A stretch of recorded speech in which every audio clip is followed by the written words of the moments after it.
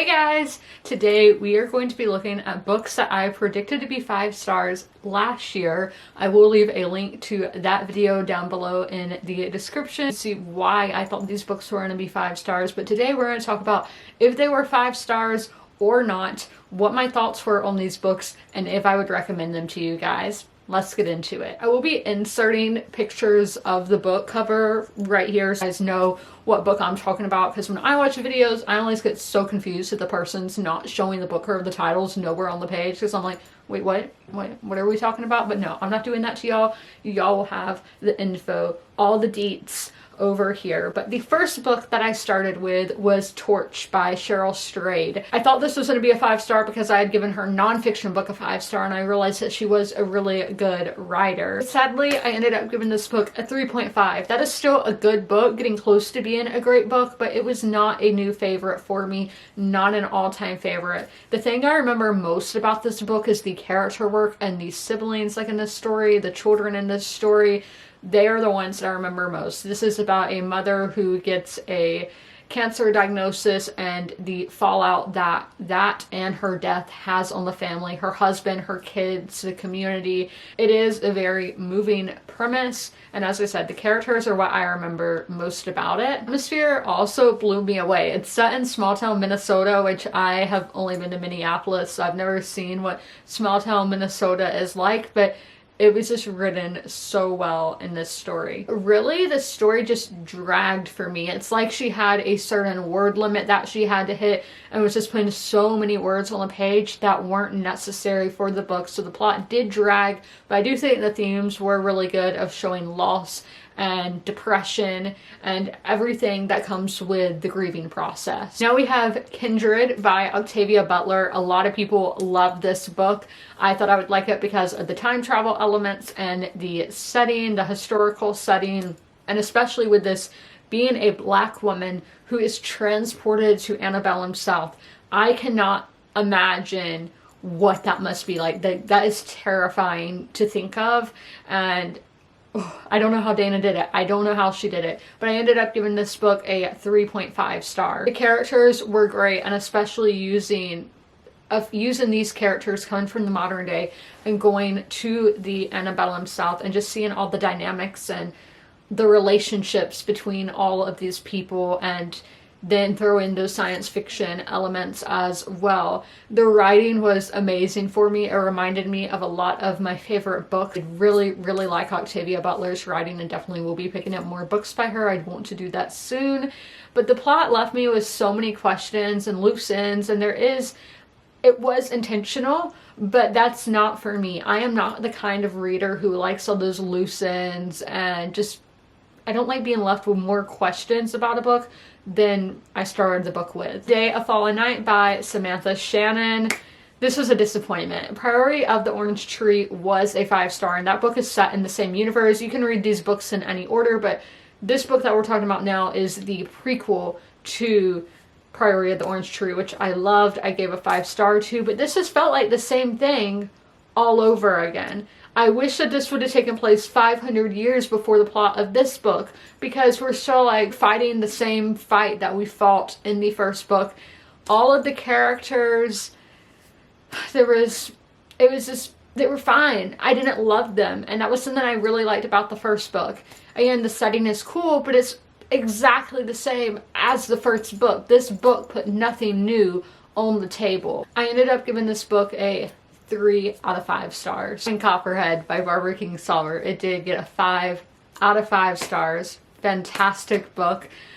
I talk about this in so many videos, but my favorite thing was definitely the setting, because we are in Appalachia, and it just shows you how Appalachia got to be in this place of poverty that it is, and that we should have empathy for people. I think a lot of people lack empathy for like the country redneck kind of people, and this book just dives deep into people are people. We shouldn't care about where they come from and all this other stuff. You need to have empathy and be able to step into the shoes of somebody else and realize why they are the way that they are, rather it be, as I said, because of where they're from, the choices they've made in life, the addictions that they have.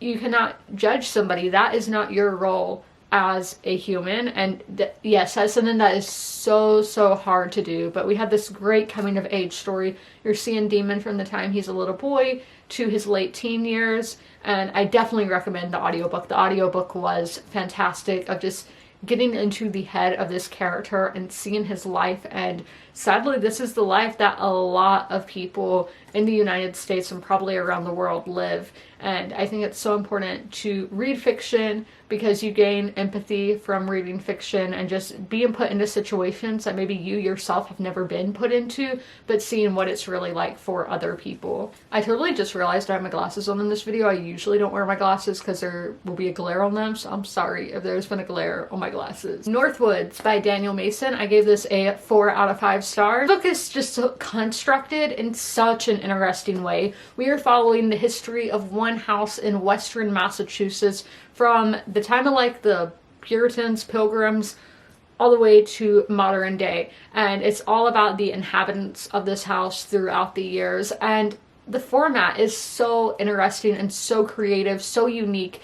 Like, we'll have letters, poems, typical prose, like diary entries. You get so many different formats for each, generation of people living in this house. And I love that. I love the writing style, because it felt like you were reading something from that time period, and you're just put right into the nature. And I love nature writing, and I love nature in general. If you are somebody like that, please pick up Northwoods, because the nature writing is fantastic. If you like The Overstory by Richard Powers, I would definitely recommend this book, because there are a lot of similar just instances of nature and how everything in the world and history, everything is connected. The butterfly effect, we have some cougars, we have apples and bugs. You're getting all this stuff of nature, and it was just done in such a fantastic way. Such vivid imagery in this book. Now we have Horse by Gerdaline Brooks. This book, it could have been great. Again, it was a 5-star prediction, but what did I give it? I gave it a 3 out of 5 stars. I mean, it's still a good book. I just think this book was trying to do too much. I wish there would have been more of a connection to these characters, and there wasn't. And it feels like there could be such a great connection between man and horse, man and beast, because think of you with your pets and how much we love pets and how much we love animals. And it's evident that there is supposed to be that love there, but I couldn't really find it on the page. I didn't really see it in what I was reading, and I so wish that I would have. And my favorite plot line, we only got like a minuscule amount of, there are several plot lines in this, but the one that was my favorite was the one that we got the least amount about, and that was like this woman who is like an art collector in New York City in the 1950s. Oh my gosh, I would have loved to get more of that plot line. She was my favorite character, but the one we got the least about, when the characters who we got a lot about were the ones I felt like were the least developed. I don't know how that makes sense. And let's talk about the plot. The plot, we have all these stories connected, and from all the other books we've talked about, I love stories that interconnect and all of that. That's one of my favorite tropes and will make me drawn to a book. We get to the 2020s by the end of this book, and the author wrote this during COVID. I'm fine with COVID being mentioned in books. That doesn't bother me. But it felt like the author was trying to do way too much at once with like Black Lives Matter, COVID, and was trying to make this story something that it wasn't. And I don't know how comfortable I feel about this author writing all of this, and it's just a very, I want to pick it apart. I would love to see other people's opinions who have read this book and thought that it was doing too much, because when I got to that part in 2020, it was like whiplash to me. I was like, what in the world is happening here? It was a lot. The author was definitely doing a lot. Eileen by Otesha Moshfegh. I did love this one. I gave it a 4-star. It was great, but again, not a 5-star. This is a like weird girl, sad girl kind of book, mentally ill girl book, if you will. Extreme mental illness in this book. But we have Eileen, and it's very morbid and grotesque. It is gross. But she is such a relatable character, but Otesha Moshfegh takes it to the extremes. Like, she's relatable, but turn it up a notch. she is kind of insane, if we're gonna put it lightly. And it's just, I love going into this character's head. Not a lot really is happening in this book, but definitely do check your trigger warnings because, again, it's crazy, this book. It was just so fun getting to go into this character's head and understanding why she does the things that she does. After I finish a book, I go look at Reddit and Goodreads and, you know, read other people's reviews and thoughts. And I was like, whoa, what have I opened up here? It was like Pandora's box, because all these different theories of what was real and what wasn't and what was really happening in this story, it will make you think. Now we have another 3-star, which is Matrix by Lauren Groff. This is probably the one that disappointed me the most because Lauren Groff is one of my favorite writers, and this might be the worst I have read from her, which is so sad to say, and this book is in my unhaul stack, but I'm like, it's one of my favorite writers, I should keep the book. I don't know, let me know. Do you guys think I should unhaul? I will listen to y'all, but every time I ask this question, nobody says if I should or not. Let me know. Should I keep this book? I really liked the ideas of these characters. Our main character is the bastard daughter of the King of England. This is in the 1200s. His wife has had enough of her and has sent our main character away to a nunnery. This is a girl who's lived in the royal court and, again, is the daughter of a king, albeit she's a bastard. So going from all the, you know, this lavish lifestyle to being thrown away to this damp, desolate nunnery on the coast of England is crazy. You would think this would be such great character work, but it wasn't. I liked the idea of her, but I never felt connected to her. I did really enjoy the atmosphere. As I said, it's damp, desolate, and was just the perfect time of year. When I read this in the fall, I think it would have worked really well with fall and winter time because, as I said, dark, desolate, damp. That's what that time of year is like, at least where I live. Almost felt gothic in a way. As I said, we're in the 1200s, so not really a gothic era, but it felt gothic. The writing was great as well. It was descriptive and to the point. Y'all know that is my favorite writing. I don't know how you do that. I don't know how you're descriptive, but also just get your point across so well without having a ton of words on the page, making you feel like you're just, you know, have this weight on your shoulders. I really love the themes, as I think the main theme here is womanhood and how it's the same. Here we are like 1,000 years later almost, and we are still having the same emotions and going through the same experiences as women. But I did have some confusion as I'm not Catholic. I was not raised Catholic, and there were just a lot of Catholic elements that I was really confused by and wish there could have been more world building with that. Confused, and I lacked an emotional connection to these characters, but this is a great atmosphere, good theme, and a great writing style. Covenant of Water, this is my most recent read out of these. I gave it a 4-star. I did love this book. The characters, though, I never really felt any connection to our point of view characters, and this is a over 500 page book. If I'm going to be with these characters that long, I want to feel a connection. But Big Amachi and Baby Mole were my favorite characters because you can just feel the love between this mother and daughter. And there's a line in the book that says Big Amachi is love itself, and that is so true. She was just such a loving woman to read about, and honestly I love to read about that because the world does lack that. But like Philippos, he really annoyed me and irritated me at times, and I think it was intentional, but I shouldn't be getting angry while reading this because you can make unlikable characters but make it enjoyable to read from, but I wasn't enjoying my time. And then we did have 2 other perspectives in the book that were not a part of this one family. And I don't know, I just felt like it's really confusing. I don't want to say they weren't necessary to the story, but it took away from the time with our family at Perambul, and yeah, I didn't like that. The atmosphere, I did learn a ton, especially about like the St. Thomas Christians in India.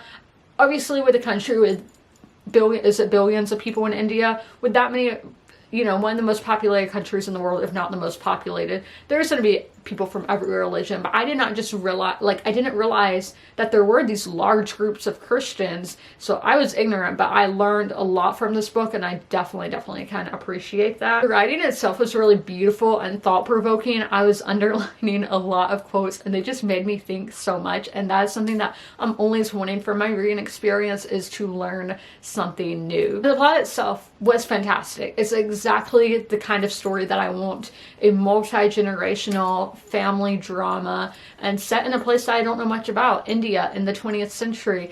I always want to learn something new with my writing or with my reading, and I did that here. But again, I did lack that emotional connection, and if you're squeamish, I don't know if I would recommend this book, because there's a lot of like doctor stuff, and with the condition, it can be just kind of gross to read about, and a lot of, like, as I said, the doctor medical stuff went whoop, right over my head, and I was doing the audiobook, so I didn't skim, but I kind of tuned it out because I'm not a big fan of medical stuff. Now we have The Bell Jar by Sylvia Plath. This is our classic on the list, and I gave it a 2-star, 2.5 to be exact. And this is a lot of people's favorite book. I feel kind of bad, like, I don't really feel bad, but it's like, sorry, not sorry that I gave this book a 2.25. I didn't know what was real and what was fake. I was really confused. Definitely, if you like Bunny by Mona Awad, I think you would like this book, because with Bunny, that felt like a fever dream as well. And even The Secret History, because I would classify this book as a dark academia. Our main character, she is in New York City for a scholarship thing with a fashion magazine. She is like very scholarly. She cares about her grades and her schoolwork, but I just didn't understand this snap. I know that people snap, and that's the thing, but I don't understand how we got from point A to point B. I really don't get it, but I can appreciate that this was like the cornerstone, the founding stone of the weird girl, mental illness girl, sad girl literature book. I can definitely say that that it did impact that. And definitely the atmosphere, it really felt like you were stepping into the 1950s or 1960s. It really felt like mid-century New York City. So if you like the atmosphere, like books like Seven Husbands of Evelyn Hugo, I know that's a weird one to compare this to, but yeah, Secret History, all of those, if you like those, I would recommend this one. Now there was one book that I did not get to in the year span of when we did the last video to this video, and that is The Portrait by Maggie O'Farrell. It's right there, it's staring at me, and that's one that I really think I could really love, because I'm on a big Italy kick. The history of Italy from the Neolithic to right now, Rome is Mark Antony is like my guy right now. That's like the guy I'm reading about all the time, and I know this is Renaissance Italy, but just seeing how, again, we've talked about how everything in the world is connected, all of history is connected.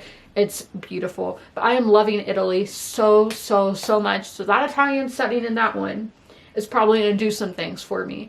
And Maggie O'Farrell with Hamnet, that's a book I almost unhauled, but I didn't. None of y'all stopped me. I actually did unhaul it. I gave it to my grandmother, but then I took it back because I was like, I think I want to keep this, and so I did end up keeping it. And I think it will just be a book that maybe will take some time for me to digest, but the Italian setting, the Medici, I love them, and it's about a Medici that I don't know that much about, so again, I will be learning stuff, and we'll just have to see. Hopefully Maggie O'Farrell does get a 5-star out of me this time. Stay tuned, because I will have a vlog on that book up in February. My vlogs come out on Saturdays. I think it'll be maybe like second Saturday in February. But I hope you guys enjoyed this video. If you made it all the way through, leave a snow emoji in the comments below, and as always, comment, rate, and subscribe. And don't forget to ring that notification bell to be notified when all my videos go live. I'll see you in my next one. Bye!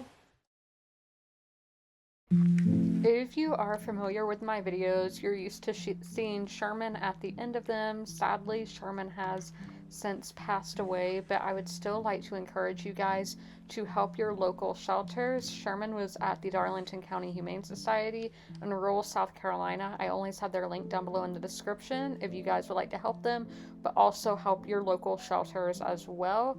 You can do that by donating, sharing posts like this one, volunteering, fostering, and adopting, which it's great to do all of those things great to help your community, great to help the animals in your community, and I cannot recommend it enough. All of my pets were rescues, they were strays or from animal shelters, and I love them so much, and I know how much love they can give, so knowing these pets at the shelter can equally give that much love, it's amazing. And y'all should totally take part and help out those local animal shelter pets, and please help them.